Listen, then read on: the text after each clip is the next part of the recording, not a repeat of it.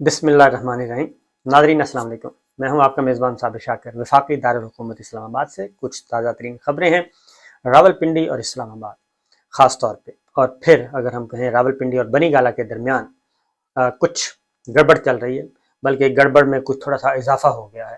اس کی ریزن یہ ہے کہ عمران خان صاحب کو ایک پیغام بھیجا گیا دوستوں کے ذریعے، کامن فرینڈز کے ذریعے، کہ یہ جو مراسلے والا معاملہ ہے اور یہ لیٹر گیٹ جس کی بنیاد پہ سازش اور مداخلت کا نیریٹو آیا، اور ڈونلڈ لو اور ایمبیسڈر ہمارے واشنگٹن میں، پھر ڈیفنس اٹاشی، وہ ساری کی ساری جو خط خطابت ہے، سائفر ہے، اس سے پیچھے ہٹ جائیں، اس میں ذرا زیادہ توجہ اس پہ نہ دیں، اور چونکہ یہ ایک سینسٹیو معاملہ ہے اور اس طرح کی چیزیں جو ہیں وہ ہوتی رہتی ہیں، تو مہربانی کریں اس پہ زیادہ زور نہ دیں اور اس سبجیکٹ سے ذرا باہر نکل آئیں، کیونکہ اس سے بہت زیادہ مسائل پیدا ہوں گے، پیچیدہ مسائل پیدا ہوں گے۔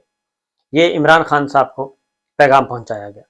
عمران خان صاحب نے کیا جواب دیا وہ بھی آپ کو بتاتا ہوں، لیکن پہلے ذرا یہ دیکھ لیجئے کہ اس میں صورتحال اس وقت یہ ہے کہ chief justice of Pakistan on board ہیں، پریزیڈنٹ آف پاکستان کہہ چکے ہیں، پرائم منسٹر آف پاکستان اس وقت کے وہ کہہ چکے ہیں، موجودہ پرائم منسٹر ایوان پارلیمان میں یعنی کہ قومی اسمبلی میں، فلور آف دا ہاؤس، وہ مان چکے ہیں کہ وہ ایک سینسٹیو ایشو ہے، اور لیٹر گیٹ سائفر۔ تو پھر D G I S P R انہوں نے یہ کہا کہ جی ہم تحقیقات کروا لیں، ہمیں تو کوئی اعتراض نہیں ہے، کسی بھی فورم پہ کروائیں، ہم اپنا انپٹ دے دیں گے، اور ساتھ ہی انہوں نے یہ بھی کہہ دیا، 2 3 دفعہ کہہ چکے ہیں کہ یہ سازش نہیں ہوئی، یہ کچھ بھی نہیں ہے، بس اس چیپٹر کو کلوز سمجھیں۔ پھر یہ چیزیں چل رہی ہیں، اور پاکستان تحریک انصاف نے D G I S P R کے اس بات کو ویلکم کیا۔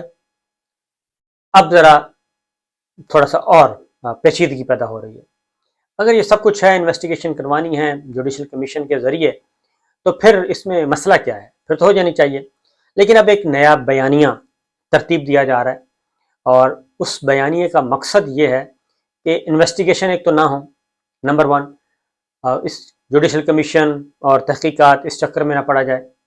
دوسرا بیانیہ یہ ہے کہ اگر تحقیقات ہونی ہے تو وہ بہت ہی لو لیول کی ہونی چاہیے، اور پھر یہ کہ تیسری بات ایڈ کی جا رہی ہے کہ بھئی سازش تو بتا کے کی نہیں جاتی، تو مداخلت کی بات ہو سکتی ہے، مداخلت پہ رہیں۔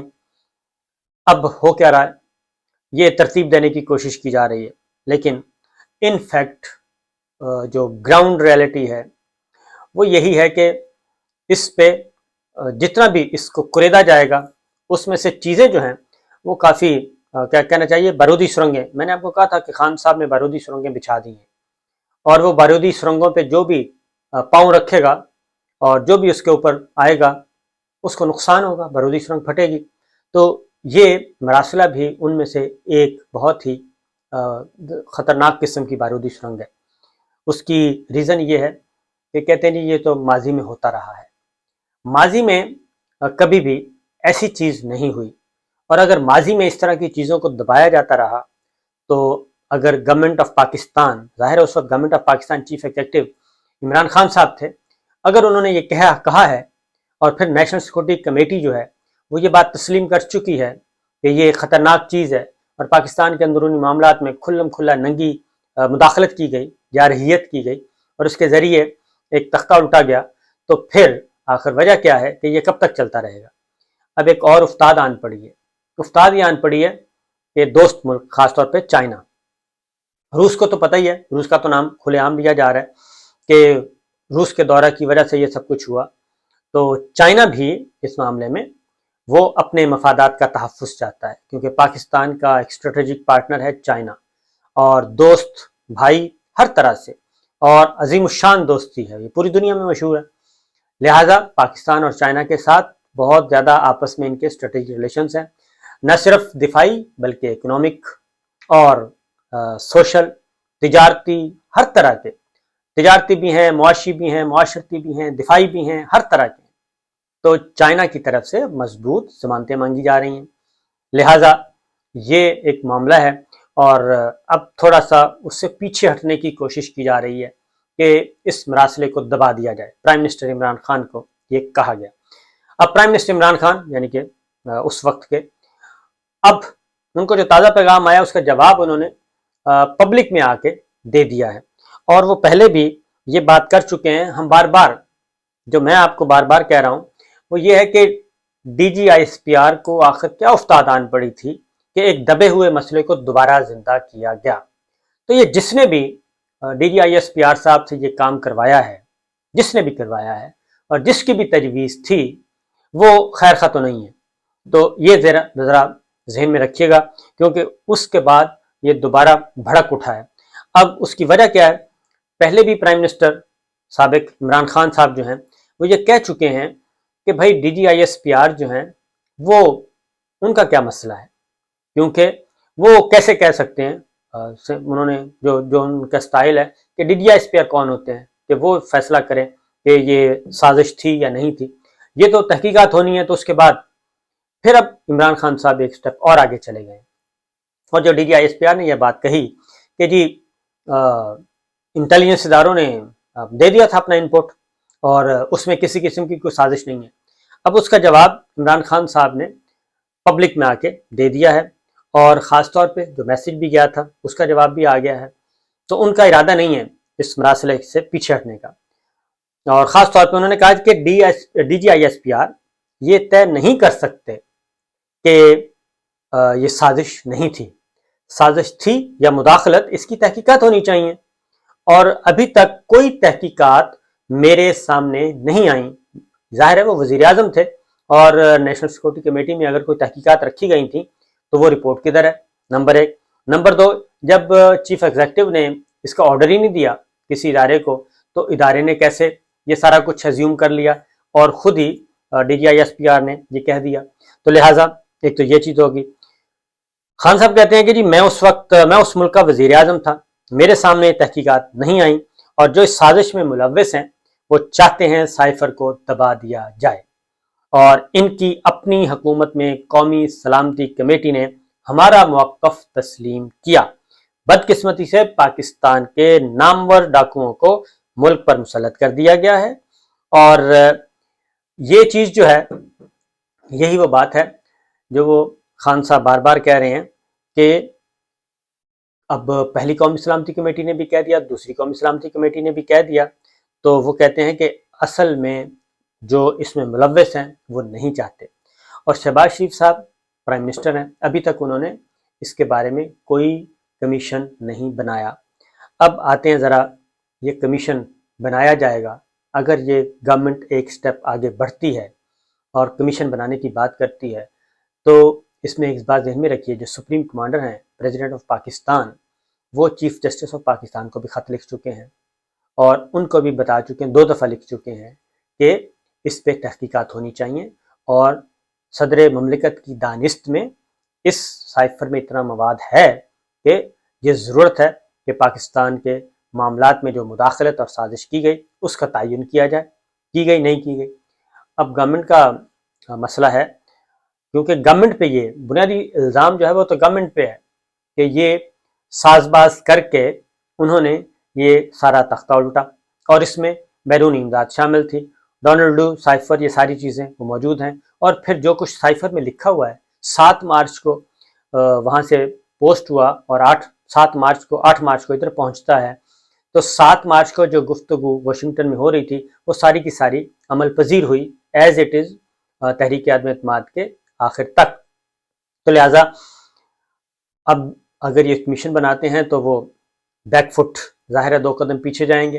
عمران خان صاحب آگے بڑھ جائیں گے اور جب آگے بڑھیں گے تو اگلا مرحلہ آئے گا ٹی او آرز کا، جو چیز ہے کہ ٹرمز آف ریفرنس کیا ہونے چاہیے. اب یہ پھر ایسا نہیں ہوگا کہ حکومت یک طرفہ طور پہ کوئی کمیشن بنائے اور اس پہ اپنی پسند کے لوگوں کو لگائے اور پھر کہے جی بس یہ ہو گیا. ایسا نہیں ہوگا. اور کیونکہ ٹی او آرز جو ہیں وہی اصل میں مصیبت بنیں گے. ٹی او آرز میں ظاہر ہے جب سائفر ہوگا، کیا کہنا چاہیے، اس کو ڈی کوڈ کیا جائے گا. تو جب ڈی کوڈ کیا جائے گا تو اس میں پھر جتنے بھی چیزیں ہیں، جتنے بھی کردار ہیں اس میں ان کو آنا پڑے گا. اور میمو گیٹ آپ کو یاد ہوگا کہ میمو گیٹ میں جو منصور اعجاز اور حسین حقانی کا تھا صرف واٹس ایپ پہ تھا، اس کے لیے 3 سینئر موسٹ چیف جسٹس صاحبان کو لگایا گیا تھا انویسٹیگیشن کے لیے. اسپیشل بینچ بنا تھا، اسپیشل خصوصی بینچ بنا تھا جی، اور اس نے انویسٹیگیٹ کیا تھا. اور وہ کتنا زیادہ ہائپ پکڑ گیا تھا معاملہ، اور پھر اس کو کس طریقے سے، اس کی ریزن میں آپ کو بتا دوں کہ منصور اعجاز صاحب حسین حقانی صاحب کا پھر بلیک بیری حاصل کرنے کی کوشش کی گئی تھی، کیونکہ اس وقت یہ واٹس ایپ تو ہوتا نہیں تھا، بلیک بیری کے ذریعے میسیجز جاتے تھے. تو بلیک بیری حاصل کرنے کی کوشش کی گئی، کینیڈین گورنمنٹ سے رابطہ کیا گیا، تو پھر بلیک بیری نہیں ملا تھا، کیونکہ حسین حقانی صاحب نے انکار کر دیا تھا کمپنی کو اجازت دینے سے. تو لہٰذا یہ چیز بھی ذہن میں رکھنی چاہیے، کیونکہ جب یہ سلسلہ کھلے گا، خان صاحب کے پاس ایسا میٹیریل، ایسی دستاویزات، شواہد موجود ہیں، ان کے علم میں بھی ہیں، ان کے پاس موجود بھی ہیں، کہ جیسے ہی یہ کمیشن بنے گا وہ ان کو سامنے رکھیں گے. ان معلومات کی بنیاد پہ پھر یہ چیزیں آگے بڑھیں گی. اس میں کچھ ٹیلی فون کالز ہیں، کچھ آڈیوز ہیں، اور ساتھ ہی ساتھ کچھ ملاقاتوں کی تفصیلات مانگی جائے گی. اور اس میں پھر یہ نہیں ہوگا کہ فلاں آئے گا اور فلاں نہیں آئے گا. تو یہ جب سلسلہ چل نکلے گا تو یہ سلسلہ ذرا تھوڑا سا آگے کی طرف جائے گا. لہٰذا یہ اتنا آسان نہیں ہے مراسلے پہ تحقیقاتی کمیشن بننا. یہ کارڈ کھیلا تھا، گورنمنٹ نے بھی کھیل دیا، ادھر DGI/SPR نے بھی اس کو ویلکم کر دیا. لیکن یہ جیسے جیسے اس کو آپ آگے بڑھتے جائیں گے، ایک بارودی سرنگ، پھر دوسری، پھر تیسری، پھر چوتھی، یہ اتنی آسان نہیں ہے. اسی لیے خان صاحب نے DGI/SPR کو یہ کہہ دیا ہے کہ آپ اس معاملے میں نہ آئیں اور اپنا فیصلہ نہ سنائیں. اور پھر اگلی بات، ایک اور چیز جو کہ خرم دستگیر صاحب، مولانا بھی بتا چکے، خرم دستگیر صاحب بھی بتا چکے کہ یہ جو نومبر میں اپائنٹمنٹ ہونی تھی، یہ سارا کچھ اس سلسلے میں بھی ہر ضروری ہو گیا تھا کہ حکومت کا تختہ الٹ دیا جائے. تو لہٰذا اسد عمر صاحب، وہی بات ہے کہ خرم دستگیر صاحب نے تو بات کر دی، مولانا نے بھی کر دی، اور باقی لوگ بھی کر رہے ہیں. تو اب خرم دستگیر صاحب، یہ سارا پریشر جا رہا ہے پاک فوج کے ترجمان پہ، DGI/SPR پہ. اسد عمر صاحب کہتے ہیں کہ جناب ہم منتظر ہیں کہ جو خرم دستگیر صاحب نے اتنی بڑی سازش کا ذکر کیا ہے تو اس کی وضاحت آنی چاہیے، ان کا پوائنٹ آف ویو آنا چاہیے. تو معاملات کوئی اتنے اچھے نہیں ہیں، اور یہ گھمبیر سے گھمبیر ہوتے جائیں گے. اور راولپنڈی اسلام آباد، راولپنڈی بنی گالہ پیغامات پہنچائے جا رہے ہیں، لیکن خان صاحب جو ہیں وہ اس سلسلے میں پیچھے ہٹنے کے لیے وہ تیار نہیں ہیں. اور ان سے کسی اور نے بھی بات کی کہ جناب آگے چلیں، بڑھیں. انہوں نے کہا کہ شرافت کا زمانہ بیت گیا. تو میں پہلے ہی بہت اعتبار کر کر کے اور اعتماد کر کر کے یہاں تک پہنچا ہوں، تو اب پھر میرا ایک ہی ڈیمانڈ ہے، اور وہ ہے کہ عام انتخابات کروا دیے جائیں، سلسلہ ختم ہو جائے گا، اور کوئی بھی نہیں، کوئی بھی جیتے، جو بھی جیتنا ہے جیتے، اور چیزیں آگے بڑھیں گی. تو یہ ہے جناب معاملہ، ذرا تھوڑا سا سینگ پھنسے ہوئے ہیں.